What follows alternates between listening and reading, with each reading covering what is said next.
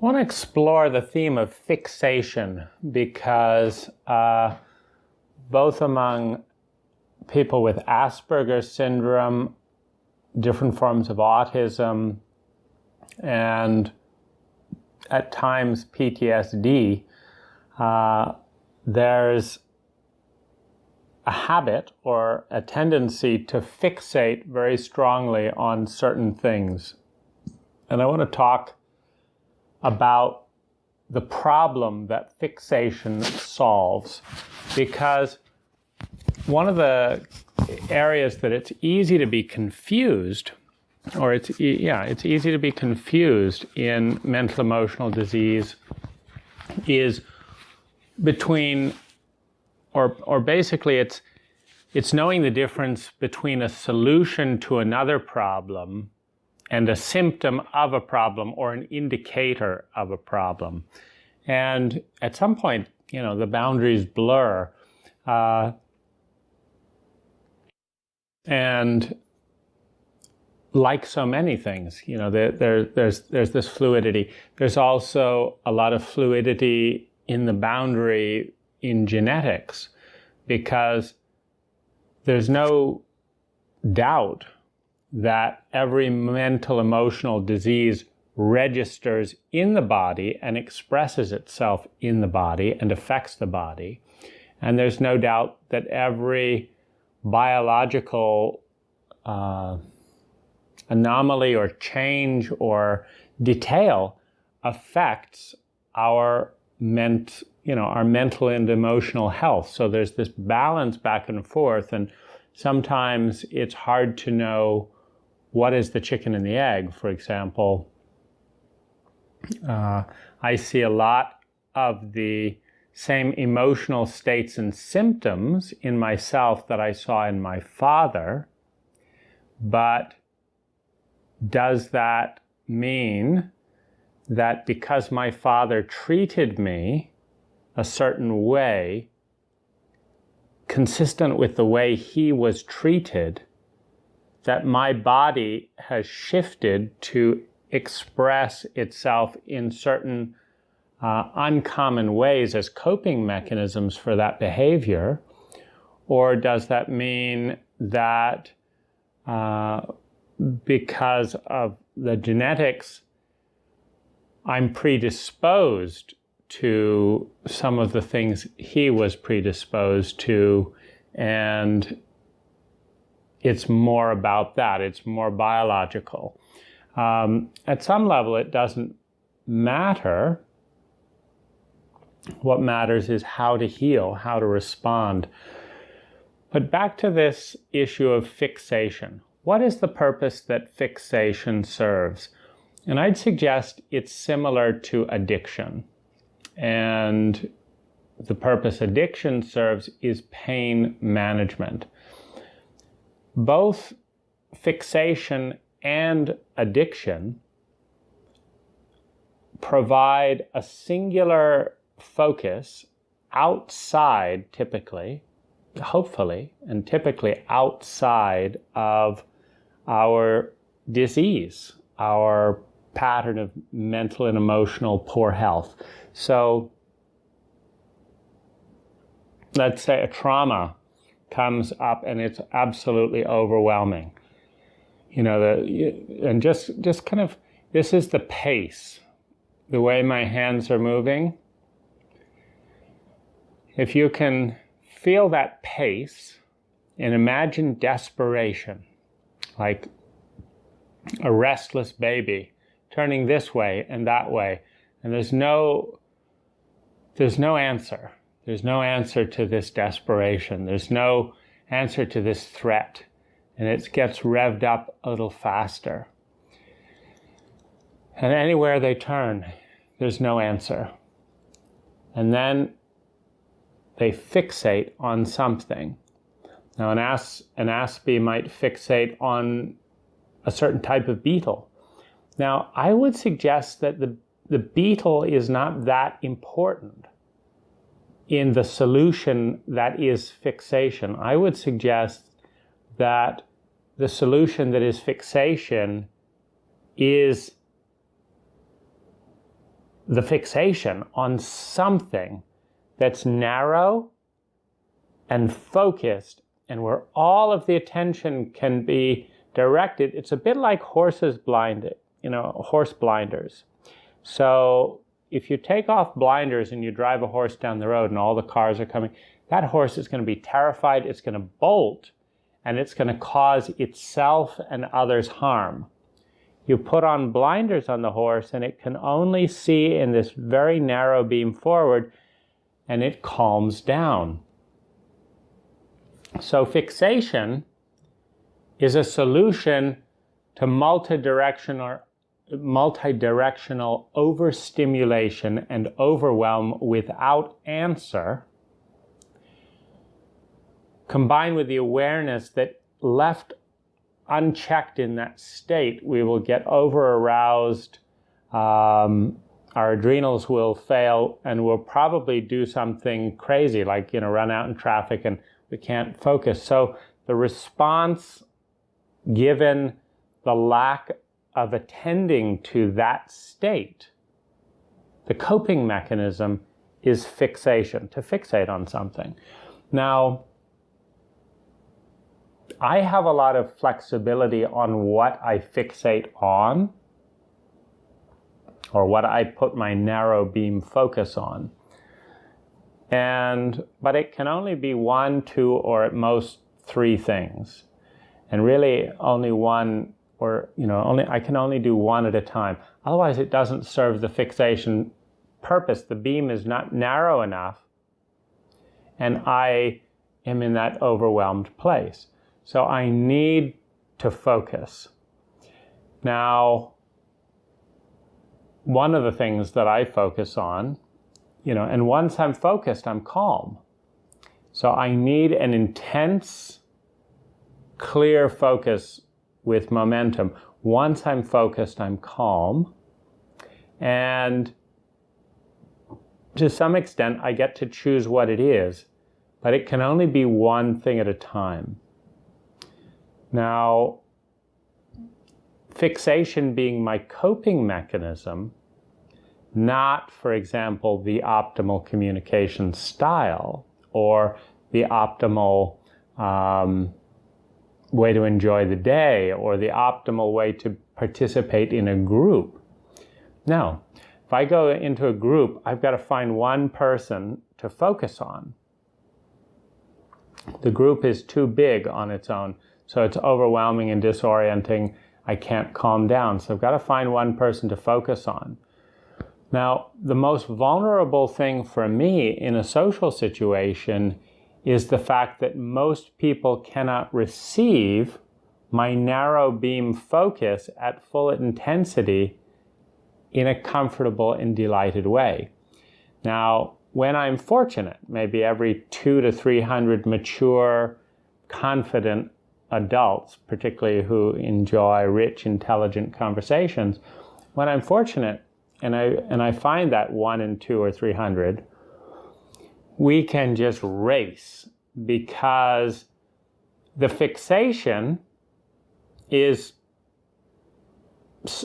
the intensity of fixation, or the intensity of focus, or the intensity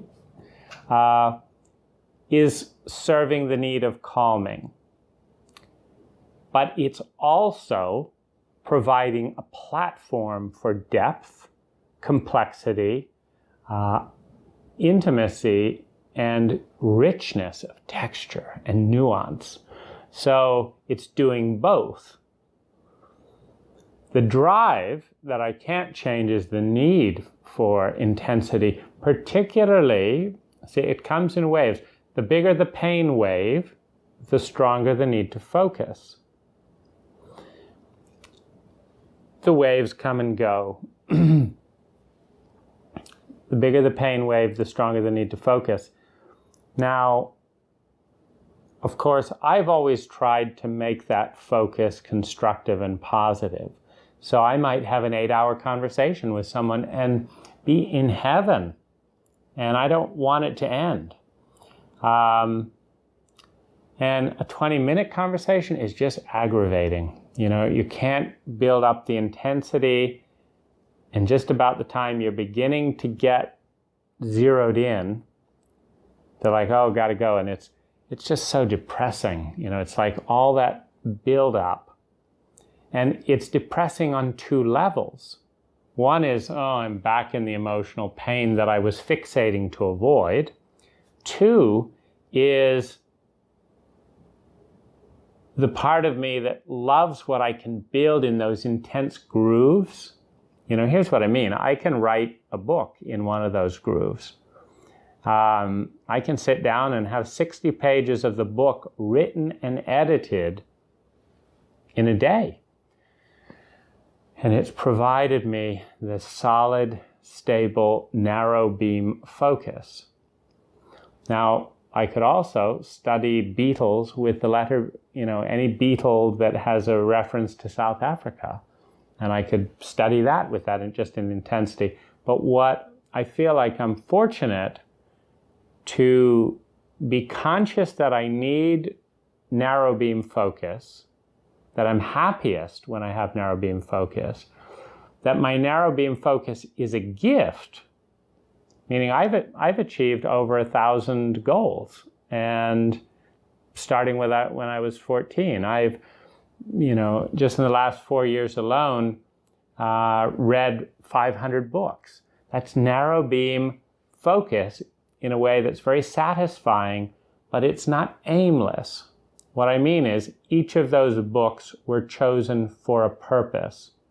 Several of those books doubled my income. Several of those books led to improvements in my business. Several of those books led me to improve the quality of my life. So there's, and then a number of those books led me to be able to have this conversation with you with language that is comprehensive enough to communicate the point. I didn't know what trauma was or PTSD in detail until a year ago. And that's all the books that I've been reading in the last year. So this is narrow beam focus. And this is the state in which breakthroughs can occur, brilliance can occur, insight can occur, growth can occur, achievement can occur. It's a potent state. And so it kind of works like this. My body, my unconscious gives me these emotional waves. When they get intense, I instinctively zero in on a narrow focus. If I'm lucky, it's a person, because what I'm doing is I'm coping with incredible waves of pain, loneliness, shame, dread, and despair. This is incredibly painful, and it's too big for my mind to process. So I'm narrowing in so that I don't have to. And that's my mechanism of distraction and blinding. But if I'm with a really loving person, I can keep the beam about this wide. Why? Because her love, her kindness, her touch, her tenderness, her understanding, her presence is so healing and so beautiful that I can afford to open up the blinder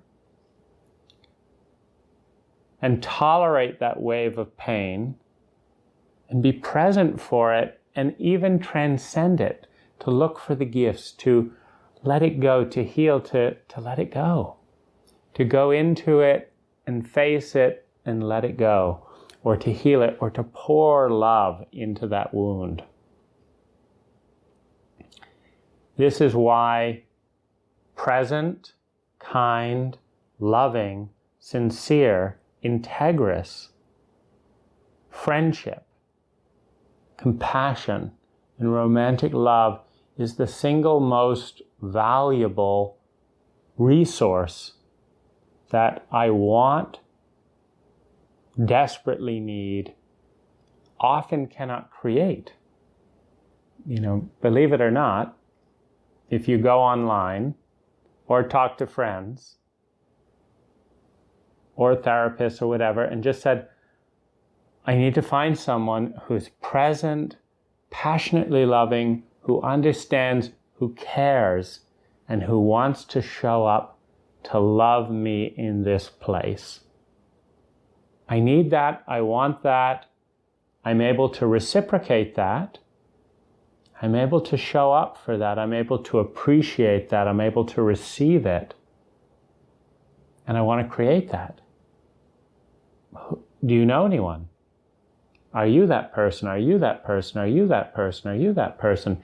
One of my big fixations, when I discovered how healing that was, and that this is the most sacred moment for me because it's the deepest wound and it's lifting it into the most exquisite blossom. It's healing that state. When I discovered that, my next fixation was finding that. And so I find it takes an average of 200 women over 50 before one has the skill, time, courage, nature, and sensitivity to do that. So, okay, I want to meet women over 50. So, write 100, 200 letters, online, finding that. Almost no one has the quality time. Almost no one is consciously looking for that. Now, I'm absolutely desperately looking for that, but it's not in the language that, I've had partners tell me that being in relationship with me was the most satisfying experience of their life. Or that our love quality is so much richer and beautiful than any other partner, or what they've learned about themselves is 3 times more in this relationship than in any other relationship. And so it's not that I don't know there's a lot of value, but if I put that in there, it's all these catch-22s. So I put that in there and people say, oh, you're arrogant. I'm just telling you the probability field here. Or I say, I'm really looking for this, this, and this. And exactly saying that is what people use to make up some red flags or, whatever it is. It's just incredibly painful and frustrating. So the most valuable fixation that can lead to the lack of fixation is warm, nurturing, beautiful, present, and sensitive, loving, since I'm heterosexual, with a woman. Sometimes with a man with a feminine presence. So that's the most healing. It's just so healing. And the worst fixation is business. And I say that because it works and I make a lot of money, but there's nothing about the business transaction that responds to the deep wound that I'm fixating to avoid. So it kind of works like this. I fixate on business for a month. I make a lot of money. Then I take about half that money and apply it to the wound. Half the money is just living expenses, and then half that money is take me to Thailand and give me massages on the beach so that when the wave comes up, I'm with that masseuse. And we're going through the wave together, and I don't have to be quite so fixated to process that level of pain. Or let me spend $3,000 this month on bathing myself in energy work. And so the more healthy the fixation, therapy, energy work, finding a woman, spending time with a beautiful woman, like I'm in a lot of pain right now.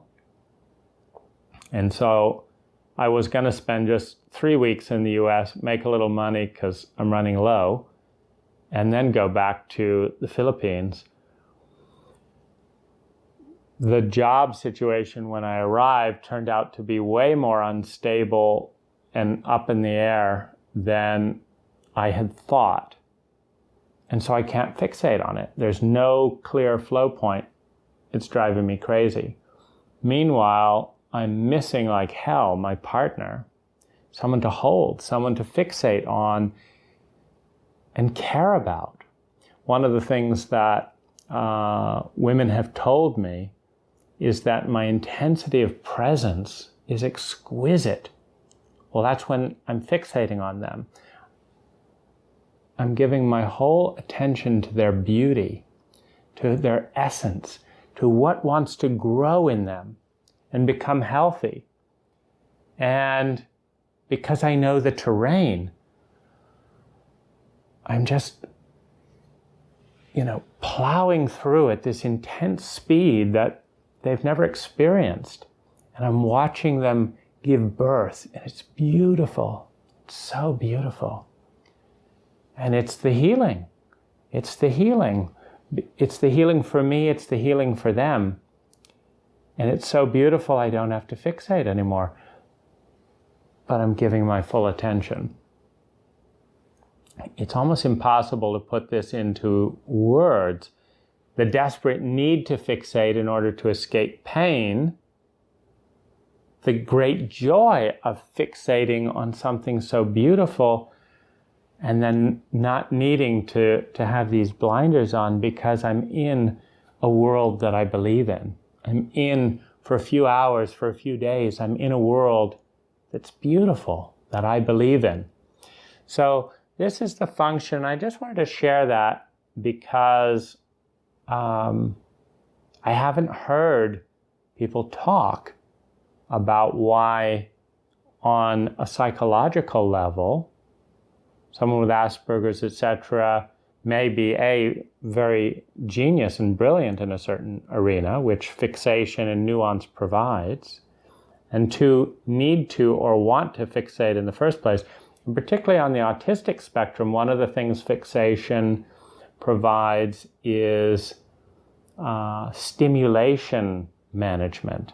Just way too stimulating out there, so I'm managing. So I have Asperger's tendencies, and I have complex PTSD tendencies.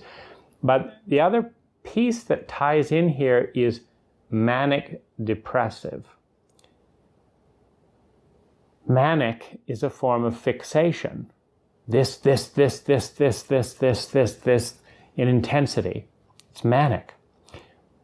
But it's providing protection. Depression, on the other hand, is complete dissociation, and I don't want to move, and I don't want to be present here at all. It's kind of the opposite. And it's kind of an escape. And so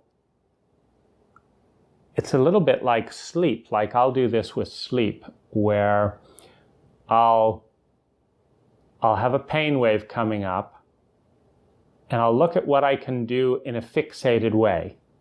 For example, it's one of the main functions that pornography provides for me is it's not philosophical. It's not even that I agree or even enjoy the pornography.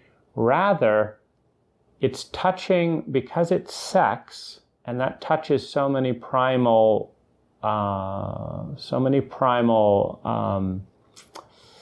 connections in the brain. It engages attention. I can completely get lost for like 2 or 3 hours. Well, if that's how long the pain wave takes, it's my escape. Like I'm not there for that pain wave. Now, it's not healthy, and it's important to understand addiction, compulsion, and healthy fixation. Meaning, if I could connect and I notice my hierarchy of doing this. So, for example, if I've got someone I can talk to, someone I can love, someone I can hold, and someone who loves me. No interest in porn. Because it's a superior direction to fixate on. Because it's actually providing healing. A low-grade fixation provides no healing benefit whatsoever. It's just a distraction from the crisis of I'm in so much pain and I don't know what to do. This is terrible and I'm all alone and I can't stand it. Now, if I leave myself in that state without any response at all, I want to die. And a lot of people who self-mutilate or kill themselves, I think they're in that state. And so a fixation is relief, distraction. And then there's a range of health. Now, what disturbs me in America is that I can buy porn, it's free. I can buy video games, largely free. I can watch movies, largely free. I can achieve and make money pretty easily. I can buy stuff and have those fixations. I can shop. So I can do all of these things in major ways at a drop of a hat. And I can get drugs. But the one really healthy thing, deep, present, loving, nurturing connection with another human being who is committed, who understands intuitively or otherwise the need that is present, the desperate need for love and for healing in this wound. That I can't get anywhere. I have to write maybe 200 to 500 letters to get questionable doses of that. And I think this is very sick. I think it's why we are sick to begin with, and then why we're not healing. And then it just, so many of us are sick in some degree because of an absence of healthy, trustworthy, loving bond and real intimacy. Many people do not have even a single person who they feel totally sees them and is safe to share everything with. Not a single person. 20 types of soap we can find in 30 supermarkets within driving distance. Every type of hat imaginable. But not a single friend that can listen and care, love and be loved. It's so painful to see that, to recognize that, and to realize that I know it, and I'm going for it, and there's nowhere to go.